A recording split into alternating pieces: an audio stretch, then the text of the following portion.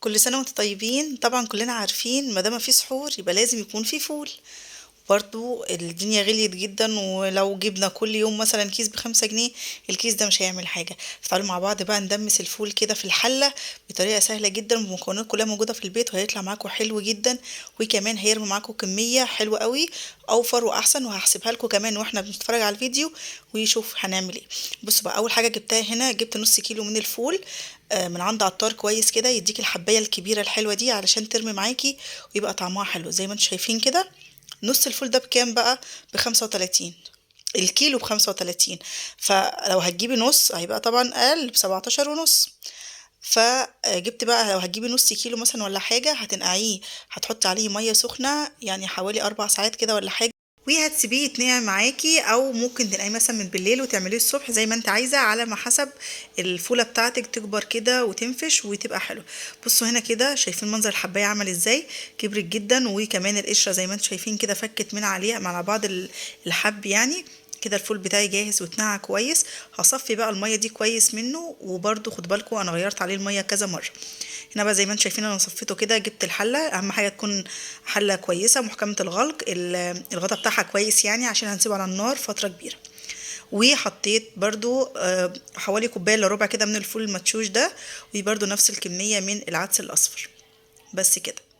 الفول المدشوش بيدي قوام حلو لما بيستوي. انا برضو حطاه ني يعني، ممكن تبليه معاه وممكن تحطيه ني. هنا بقى حطيت بابريكا والكركم، هيدي برضو لون حلو جدا للفول بتاعنا.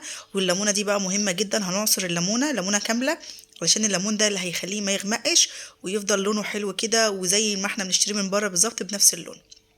مفيش اي افتكاسات فيه، هو كل حاجه موجوده في البيت. زي ما قلت لكم احنا بس هنشتري الفول، نص الفول بكام؟ ب17 جنيه ونص.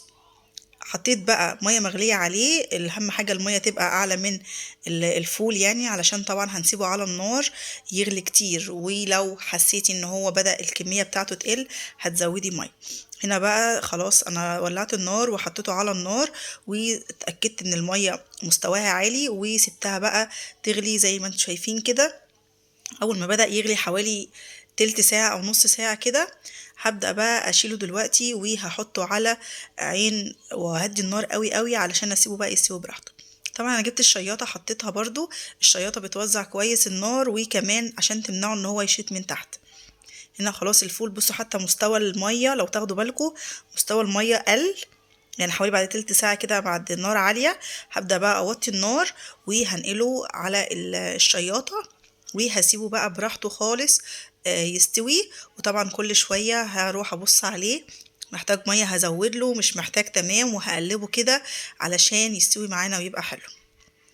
اهو بصوا هنا كده، كل شوية زي ما انا ما قلت لكم بروح ابص عليه كده اديله تقليبة.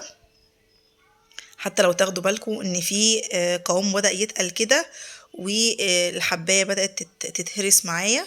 اهو بص، حتى انا هوريكم اهوت كان لسه في نص السوا كده، والحبايه اتهرست بكل سهوله. بس طبعا لسه كتير كمان يعني. حتى برضو لاحظوا مستوى الميه، انا كنت بوريكم اهو ان مستوى الميه بيقل. هنا بقى يعني القوام هنا كده انا بدأت اشوفه ان هو بدأ يتقل وبدأ يخش في السوا. وطبعا كل شويه بخش اديله تقليبه كده علشان ما اشوف برضو مستوى المية فيه عامل ايه، محتاج مية ومش محتاج كده يعني. بصوا بقى لونه هنا حلو قوي، الكركم مديله لون حلو وكمان البابريكا. هنا بقى بصوا كده الحباية استوت وبقت تتهرس بكل سهولة، حتى القشرة بقت تتشال عليها بكل سهولة. هجيب بقى الخطوة السحرية بتاعتنا اللي هي معلقة النشا. معلقة النشا دي مهمة قوي، اللي هي بتربط القوام كده وبتخليه حلو، وبتخليه طري كده وجميل زي اللي احنا بنجيبه من بره بالظبط. طبعا الفول ده انت ممكن تعمليه باي طريقه انت عايزاها، ممكن تزودي الحاجه اللي انت عايزاها يعني. انت مثلا لو عندك جزره ممكن تبشريها تحطيها، عندك طماطميه ممكن تحطيها.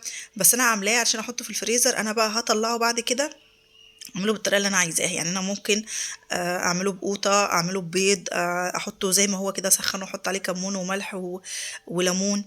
فالطريقه اللي تعجبك بقى. بصوا قوامه كان حلو جدا وكده، خلاص استوى معايا بقى. بصوا بقى قوامه حلو ازاي، وبرضه هغرفه لكم دلوقتي في الطبق يعني. ولونه كان حلو قوي، جربوه.